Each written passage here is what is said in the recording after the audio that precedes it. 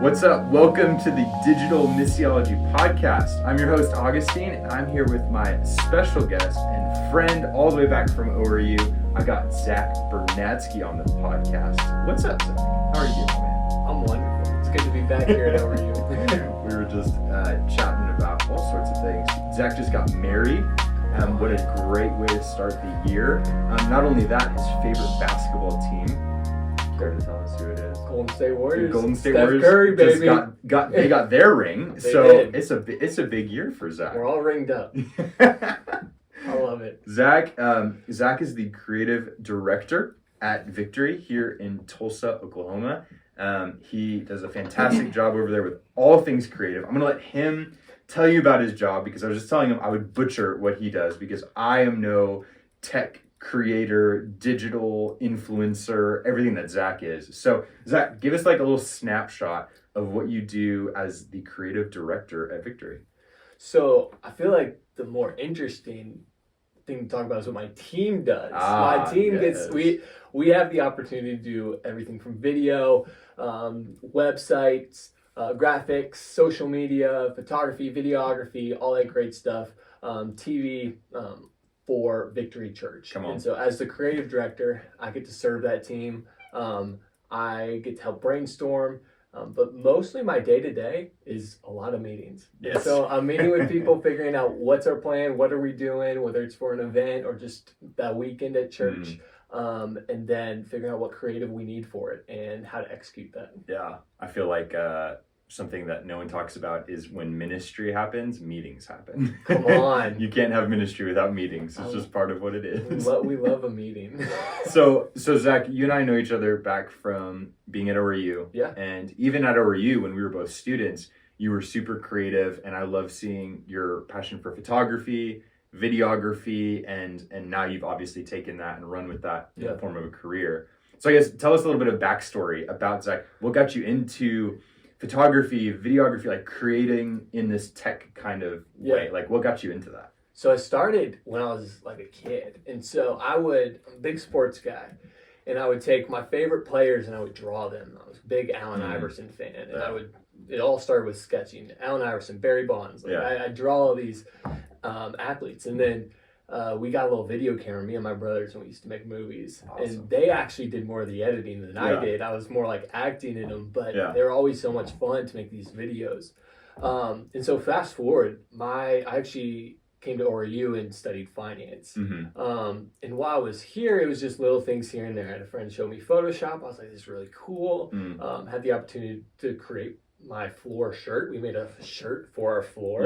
And I made it in Word. And I was like, this is so cool. And like, it just was like super fun. But after school, I was trying to go the traditional route. I was like, I have a finance degree. Let me go get a finance job. And I remember going into an interview with Verizon Wireless, and I walked through rows and rows of cubicles and into an empty room. Like there was nothing on the walls, just two people sitting in there. And I was like, this is not my future. This is not where I want to be. And that interview like went terrible. Like I had an interview with a tax company like the next week. That interview went terrible. Not in any fault of the companies. It was just, I was like, I don't want to do this. And they're like, we can tell you don't want to do this.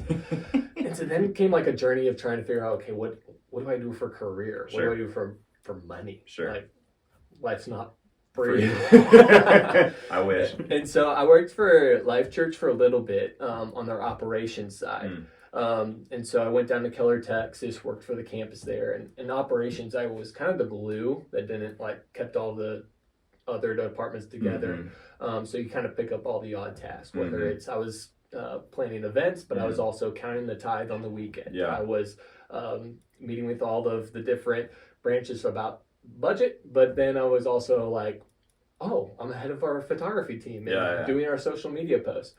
And so while doing that, I kind of picked up social media. And part of that was creating videos, working in Photoshop a little bit. I started following a YouTuber named Casey Neistat, watching him create videos. And I was like, this is so cool. Like, I love this. And so after I was done at Life Church, moved back to Tulsa. And I was like, I'm just going to teach myself video. And so every day I'd go to a coffee shop or something, and I just teach myself. I'd YouTube it, learn it, I got on some sites like Fiverr and Upwork, which are like freelance sites, and just started getting these little jobs to just learn. Was working at a gym part-time just to like, man, I just want to learn. Eventually started interning for free over at Victory Church. And after 8 months there as an intern, I was brought on and hired. And that kind of, now it just kind of led to dominoed into creative director. Totally. And so started with video. What's so interesting to me about your path is just the different segments of your life, right? Like, so many. You're studying for this finance degree and you see this future of finance. Yeah. And then that doesn't go like you thought. And then you end up in this role you're in now where maybe you learn some things in your finance degree that are helpful for life, but at the end of the day, you're not working in a finance role. So I guess as you reflect on that, because I think there's a lot of students, a lot of young people that go to college, they get a degree, and then it's like, I'm in something I didn't even study for. So like, would you speak to that? Because I feel like you actually are the majority of people, especially now, where it's like young people are so entrepreneurial and when they want to do different things. So like, I don't know, what would you say to those that may experience what you experienced? Well, I think if you're going like college, I pulled so much out of college that had nothing to do with my degree. Yeah, my degree is something I can throw on a resume and go apply for a job at JP Morgan. Totally. But it's like my college experience was the friendships I made. It was even now the connections. We have a connection here. Even college brought me here to Tulsa. I would never have worked at Victory. I would never be the creative director at Victory Church right across the street here in Area. If it hadn't been for college. But I think that as you graduate and as you leave, I don't think we're bound to whatever degree we have. And I also don't think there should be a pressure to feel bound. I feel like you need to have freedom to be like, God, where are you calling me? Where do you want me to go? Because I trust you ultimately with everything, all of my life experiences. You know how it's all going to blend together. I still don't know fully all of the life experiences I've had, the things I've gone through, the dreams that God's placed in me. I don't even know fully how all those combined, 100%. Even sitting here right now, but I have full faith in the one who gave them to me. Yeah. And so even now I'm starting to see, man, I've like made some good personal financial decisions and investments that I've made. Being in this like spot where I understand finance, but also like have this deep love for design, I feel like I'm set up perfectly to go into this new Web3 with cryptocurrencies and NFTs. I freaking love this stuff. And it's like, oh, this is like the blend. And so I think the big thing, and I couldn't even see this 6-8 months ago. So I think the big thing is, man, wherever God's calling you, wherever you feel like, man, that I have this passion and this desire to do this, run towards it and let God worry about how your degree comes into it and in what way it all works together, because he's got a master plan. And like, we just trust. 100%. You know, I want to go back to Web3 in a second, because I think you probably have a very unique perspective on that I'd love to pull into. But I was thinking about what you said, and I think I talked to so many young people that are so consumed with about like knowing their path, right? Like they're like, I want to know what I'm called to, and I know when I graduate or finish school or Bible college or whatever, it's like, I want to go do that. And they see themselves like, if they don't do that, like they're a failure. If they don't get that job that they're hoping to get after college, like, oh God, was I wrong? Did I miss you? Like they'll freak out. And so I think what I love about your story is that you were just like, okay, this isn't me. What is? What is? And you were just persistent and you tried. So I don't know if that helps somebody that's listening, because I know I just talked to so many that's like, they freak out. And I'm like, hey, it's okay. Like, it's going to be okay. Like, God's got you. And if it doesn't look like what you think it was going to look like, it's probably because there's something better that you couldn't have imagined, where you couldn't have imagined being creative director. And you probably didn't want necessarily to be like over operations at Life Church, but you were there and you learned things. So it's like all these pieces of a puzzle that now you're doing what you're doing and you're like, I love this. This is fantastic. And you know what's funny about Life Church is I wanted to be in youth. I wanted to, and they were like, no, you're in operations. And so the thing that I wanted actually I don't think I would have really loved it if I was still in youth. Like now I'm able to do all of the creative things that I love. But if I had got what I wanted and had been in youth, like I wouldn't have been able to do that. So sometimes like we have these things we want, and it's not really what we want. It's what we think we want. And then when it comes down to like this, oh man, like, God, these are my plans. It's also like, why do you feel that pressure? Do you feel that pressure because you feel like it's what you're supposed to do? Because it's what society tells you to do? Maybe it's even because what your parents wanted you to do. I have an incredible supportive family, but I come from a family full of doctors and nurses and all of my, like, even my dad really wanted me to be an engineering student. My cousin, who was the same age, was an incredible engineering student. Yeah. And so, like, for me, there was this pressure of like, man, I feel like I'm supposed to be doing these. Even when I was working at Life Church, I was like, man, I'm supposed to have a finance job right now. I should be on Wall Street or something, not here. But ultimately, it's like, I think as you start to have those feelings, whether it's I'm supposed to be doing this, I'm supposed to be doing this, it's one step at a time with God. 100%. It's like, man, God, like, what's the next step? Yeah. What's the next step? Yeah. And he'll take you into things that are just incredible. That's awesome. Yeah, I think that's really good perspective for a young person to hear. And, you know, it's good for us to talk about now as we're reflecting, but I know when it's in it, it's really hard and it's like confusing and you wonder why. But yeah, I think your story is like really cool in that way. And God used his voices. He used my dad's voice to help like really get my butt moving. And so like he uses people around you 100%. But I think the main voice we should be listening to, the main person we're like, it's just our faith in God. 100%. Trusting God one step at a time. Yeah, absolutely. Well, let me circle back to what you talked about where you really kind of got into social media. So tell me a little bit about like, why do you enjoy social media? What's fascinating to you about it? And like, what are your personal pitfalls? The things that you're like, I love it, but then I also hate it. And this other, like, what's the balance for you? Man, I think social media is so cool because it has connected us all so tightly. And even to the fact where I can go find inspiration on a weekly basis from Instagram so easily. There's so many cool things that people are doing. Like, when I'm watching the NBA finals on Twitter, reading like all the comments, and part of it's like, I'm like, yeah, you're right. And part of it's, I'm like, you're so wrong. I don't respond. I just read. But I think it's fun. You have this place where you can just consume like content. You can just consume. Hey, what do people enjoy? What do people love? I mean, that's real. When we're creating things, the goal is to create things that people enjoy. If I'm creating a graphic or a video, I'm doing it for someone to watch, for someone to see. The goal is for them to be invested in it. So the more that I find the more that I discover that people like, why they like it, the thing, like, I'm a student of people. I'm a student of the world. I'm a student of what are people enjoying and why. Because I'm going to use that in my design. And so that's what I love about social media is you get to see kind of where man, what does Augustine love? What really excites Augustine? And why does it excite him? And now that's just inspiration that I can feed off of and like learn about. That's there's so much to learn. And I think that's what the good thing about social media.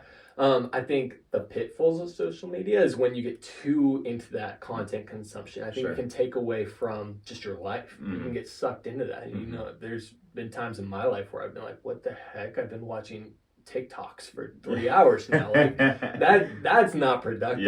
And so I think it can consume us. And I mean, there's as much good content as there is on social media. There's also equally bad content, whether it's you struggle with lust or your self-image. And there's a lot of things on there that can be very dangerous if 100%. You're not protected and guarded. And so it's a balance. We want to use social media to help us connect with people. We want to use social media to inspire us, but we don't want to use it to the fact where it's now degrading ourselves, our relationship with Christ, or our relationships with the people around us. Absolutely. I think I read this interesting stat the other day where they surveyed a bunch of students, Gen Z students, and they said, what do you go to social media for? Like the number one thing you go to social media for, and they had some, things they could choose, options. And the number one option, 66% of Gen Z said they go to social media for fun. Like that's their whole reason for going, is to laugh, to just be at ease, to kind of just relax, turn their brain off from work or stress or school. And so I thought that was really interesting because I think that's different than like maybe a generation ago where millennials may say, I was going to social media to see, to experience, to maybe go connect with someone across the world. Like when Facebook was really at its height of, well, you have to have a Facebook because you don't have a Facebook, you don't know what's going on with your friends around the world. Now there's all these other platforms where, like you said, we're kind of transitioning into this Web3 world.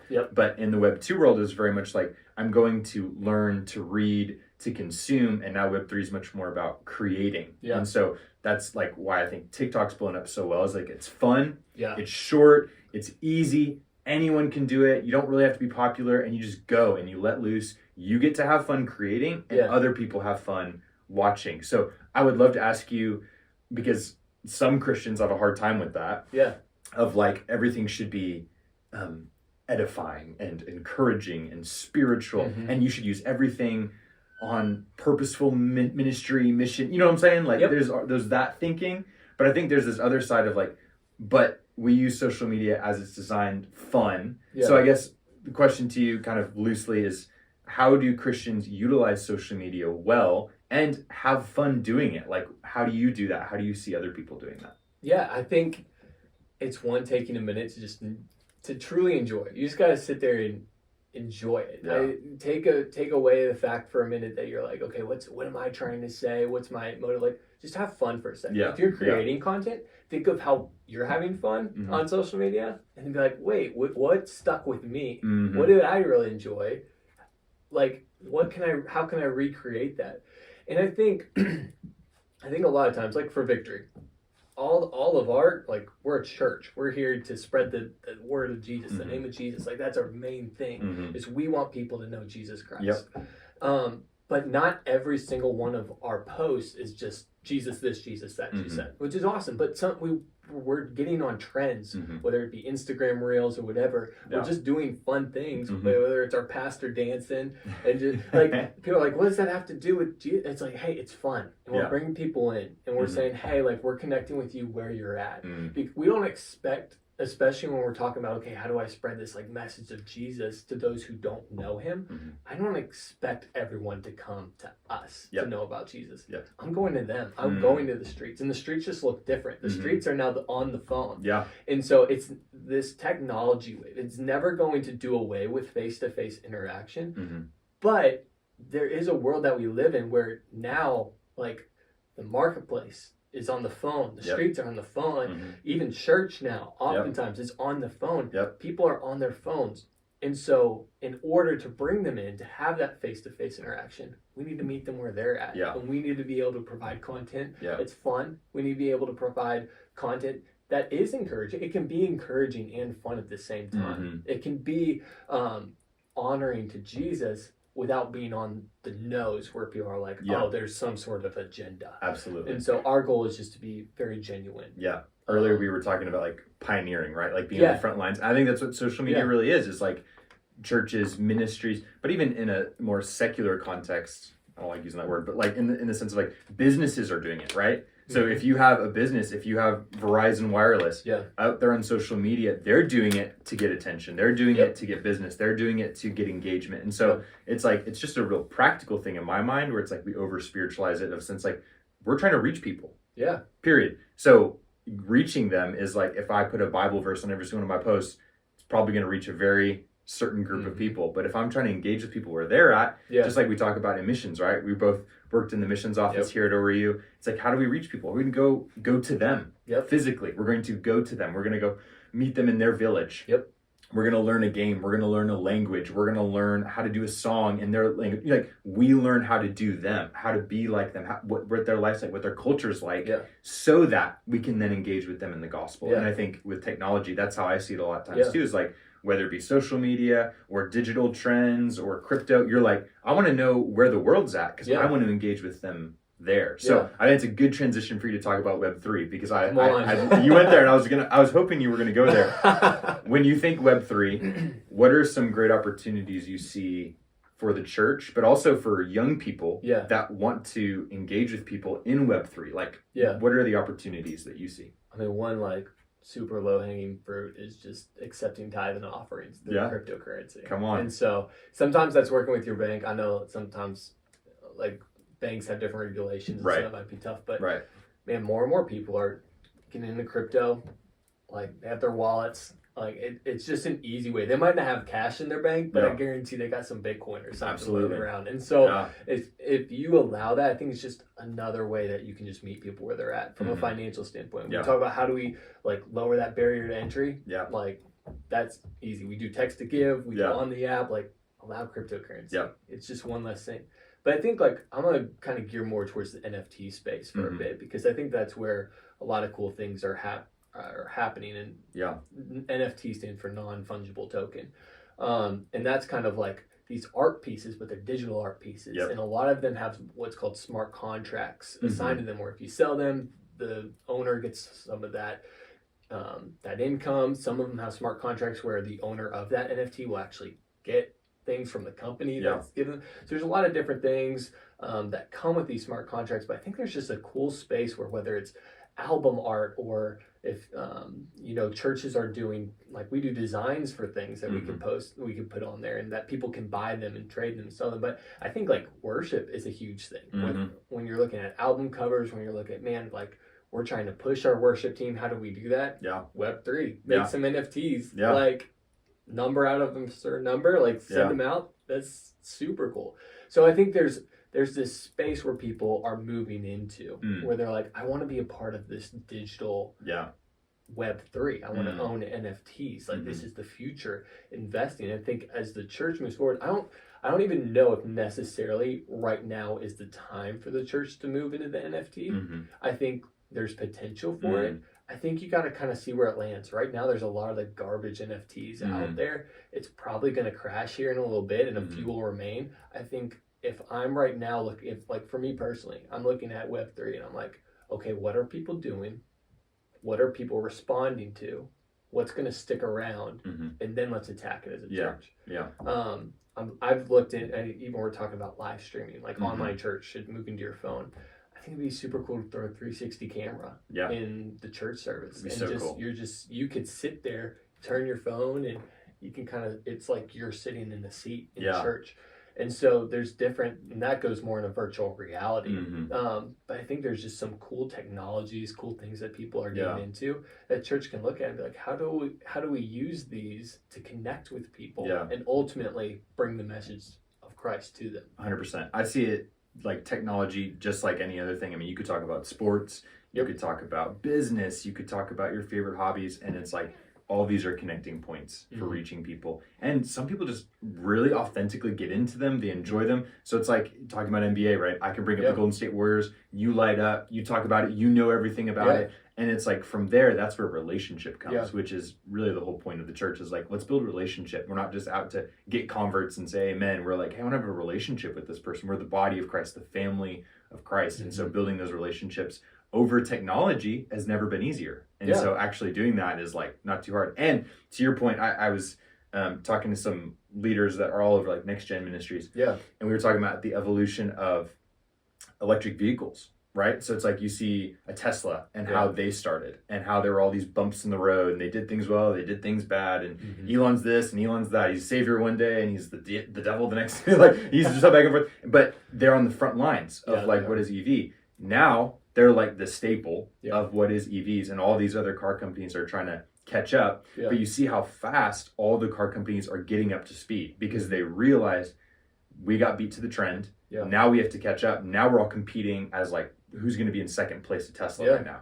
Ultimately, we want to beat Tesla, but we can't even get to Tesla right now, so we're going to beat each other. And so they're all like hyping up at their cars, and there's all these EVs. I mean, the Super Bowl, every other commercial is like, here's a crypto ad, here's an electric vehicle ad. Crypto, electric vehicle. Crypto, Domino's. Here we go. Just like these random. So it's like, I see that the church is like, like you said, maybe it's not jumping into Web3 right now, but I think knowledge, awareness, education, understanding terminology, understanding how does this work, so that when it does, where it's like, oh no, it's commonplace, you're not behind here saying like, oh, every church has already implemented crypto donations, crypto offerings. You're like, oh, I should have done this like a year ago, but I was like, oh, I discounted it. So I think implementing is great. And maybe you're creative out there and you're not working for a church and you're just like, I mean, I love Jesus, but I just do graphic design. Go create an NFT. It's not that hard. Like, go Google how to make a smart contract. Like, there's people out there. You can get connected to a current NFT, and who knows? Maybe you blow up. And I think it's when you do that,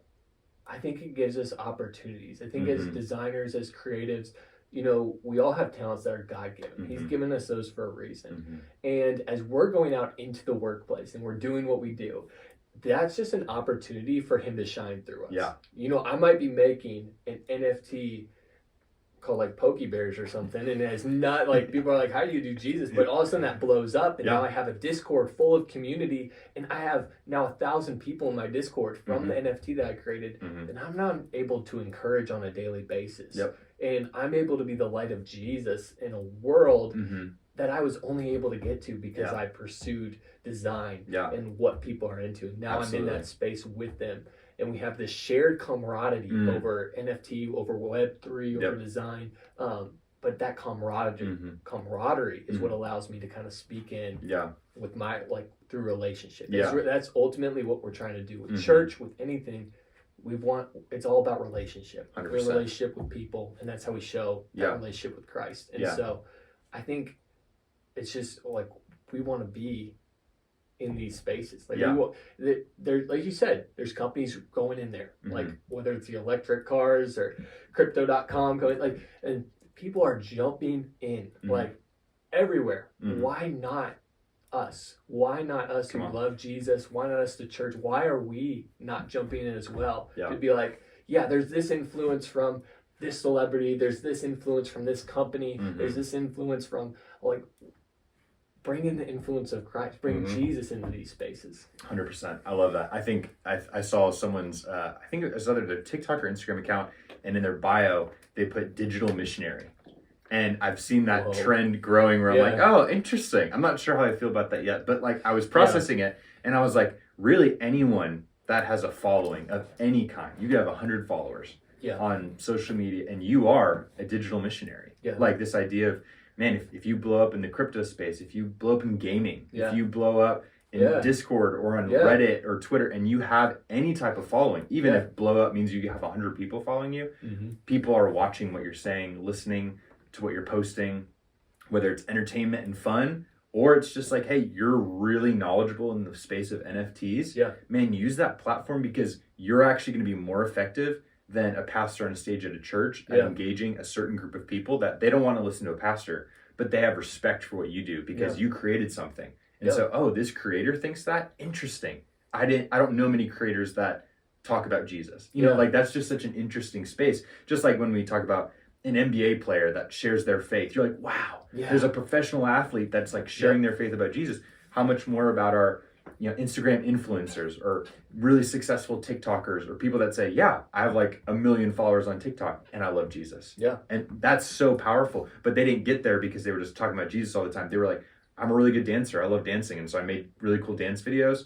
And now I'm using my platform to glorify God. I think that's super cool. And I think that's the cool thing about God is, you know, he uses churches and pastors and church staff, and it's awesome, but he uses everyday people. I mean, look at his disciples. They were everyday. The Bible says ordinary men. Like it says the Pharisees looked at them and they were just amazed because these were just ordinary men who were speaking with boldness. 100%. And I think that's what he does through us. Whatever our profession is, whether you're a nurse, an accountant, a scientist, or a creative, like an artist, like he can use you right where you're at. All we have to do is say yes and let him do all the work, because he will. He just needs willing vessels. And so that's where I think it's like we can go into our places and we can be that light to the people around us. Absolutely. It's a world of darkness out there. So we have an opportunity to go into it. I think that, you know, what better way to bring the light than with joy, with creative energy. I mean, literally we serve the creator. And so I think landing in that, like, kind of my last question to you would be, when you think about the creator, when you talk about our God, and then you think about us being mini creators, right? Like we're creating under the covering of the creator. Man, what do you think that says about Christians when you create, whether it be NFTs or graphic design or a really cool post about your travel experiences on Instagram? Like when someone creates, like how does that relate back to the creator? Well, I think we're made in the image of God, and our God is a creative God.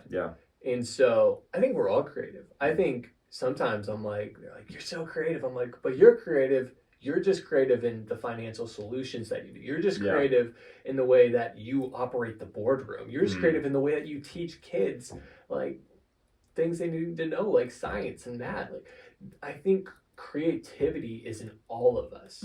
Some of us are designers and artists, a little different, but creativity is in all of us.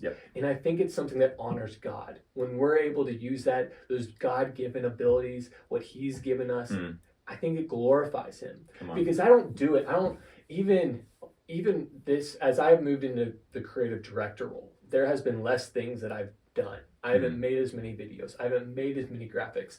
I've been the project like pusher, the driver for them, but I haven't made them. So it's required me now when people are like, "Oh, such a good graphic. That's such a good video." A couple of years ago, I was like, "I did that."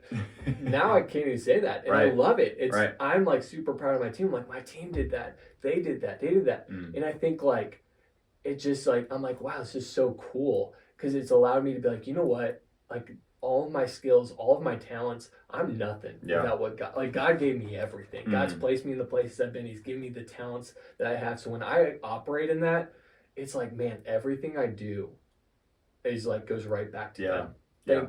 Thank you, Lord. Thank you. And I think that ultimately, like that's what pleases the Lord is when we're like, God, you gave me this. Yeah. And I'm not going, you gave me these talents. I'm not going to hide them. Yeah. I'm not going to like put them away. I'm going to use them. I'm going to multiply them. I'm going to grow them. And I'm going to do it all. And when we do that, and we also live a life after Jesus, and we're also that light, that hill shining on, like, or that city shining on top of the hill, like, I think that ultimately is just goes right back to our Savior. And I think that's the important thing. Everything we do, like, ultimately we just do it with the humility, knowing this is all thanks to you, God. You've given me these talents. You've given me this platform. Like, and I honor you in it all. And with that heart is how we take our design in whatever format we're doing it. And use it to celebrate and praise and worship Jesus. And I think that with that, it's like when we create things and we do it with the right heart, we do it with the right motives, and we give it back, whatever successes come from it, and we give it back to God. I can just see God just smiling on that of like, man, that's my son, that's my daughter. They made something awesome. Like, they're so cool. Like, I love that they use their creativity because he gave us that creativity. So when we use that same gift he gave us and we bring it back to him and be like, look what I made. Look what I did. And this is for you. This is for your glory. Like, I can just see him smiling. So I guess to all the creatives out there, like, keep creating and keep giving all the glory to God. I mean, come on. It's so fun. And it, like, if there's one, because there's been moments in my life where I've been like, man, I didn't get noticed, or I felt like that was really cool. And like every time you just go into your prayer time with God, and there's been multiple times where he's just sat there, he's like, Zach, I'm really pleased with you. Sometimes he doesn't. Sometimes he's like, hey, like, we gotta grow. But it's like, it literally is like a father. And he just goes, Zach, like, I was really pleased with how you handled that. And it was like, man, like, I don't need anything else other than that. There's nothing as fulfilling as worshiping Jesus in all that we do. Come on. Nothing at all. That's awesome. So such great perspective. That's exactly why I wanted you on here, just for you to share your experience, share your perspective, share the things that you've gone through as a creator, even over your path. I think you doing that is probably really encouraging to a lot of people. But I wanted to end with one last hot take. Just hot take. On the spot. Gonna put you here on record so that everyone, our millions of subscribers, we don't have millions, but I want to know, will the Golden State Warriors win? Yes. They're winning. They're winning. That's not even a hot take. You're like, yep. Is that your fan bias, or do you actually believe it? I mean, it's probably my fan bias, but okay. There's a lot of honest. If I'm going to go non-biased on it, there's a lot of teams that could do it. There's just, we were talking too how balanced the league is right now. There's just so many teams that could take it. I 100% see a route where the Golden State Warriors take it. Again. I believe it. And yeah, I mean, I could go further hot takes and talk about Steph Curry as far as like top 10 player. Is he in the top 10 right now? He's my fifth. He's fifth all time. He is fifth. All time? I think he's fifth all time. Go ahead and name the other four. So I think it's Michael Jordan, LeBron James, Kareem, and Magic. And I think if Steph Curry gets an MVP or another title or both, I put him right up there with Kareem and Magic. Okay, so I put him right there. Like, so he's in your top five right now, but he would be solidified if he won another one. I think he goes like top 3. Oh, that's quite up with Michael Jordan, LeBron James. Yeah, I mean, Michael Jordan, LeBron James is still there. Can't be. Like, I can't. But if he gets more titles than LeBron? No, I think even if he wins this next one and has more titles, I still think you look at all that LeBron's done over his years and what he's still doing. Okay. I have a hard time still putting Steph over LeBron in career. I just wanted to test if that was your fan bias. Like he could beat No, Michael Jordan one day. There's definitely a fan bias. Yes. It's even putting him right now. But I think he's right there. It's okay. I put him in my top 10 and I got some heat from some people on Instagram about it because they were like, wait, who are you knocking out? And they put the 10 lists from like ESPN or other people that were posting it or whatever. And I was like, honestly, if he's not in your top 10, you're crazy. Yeah. Like literally, he's one of the best players. He's revolutionized the game. He's won so many champions. Like what else do you want him to do to be in the top 10? And so, yeah, I completely agree top 10. I might have to be, thinking about that top 5. You're fine. We don't have to talk about it too much because this is not what this podcast episode is about. Hey, the millions of subscribers. I'm 100% a biased fan. They want Steph to Curry. know what you think about Steph Curry. I'm 100% biased. Okay. Well, you heard it here first, folks. They're going back to the NBA Finals. They're winning the Finals, and Steph's on or near the Mount Rushmore. He's really close. Come on. That's crazy. Bro, thanks for jumping on the podcast. I think we had a lot of fun. I had a blast. And some people got some stuff out of it. So it's a good time. Cool. Thank you, bro. Appreciate it.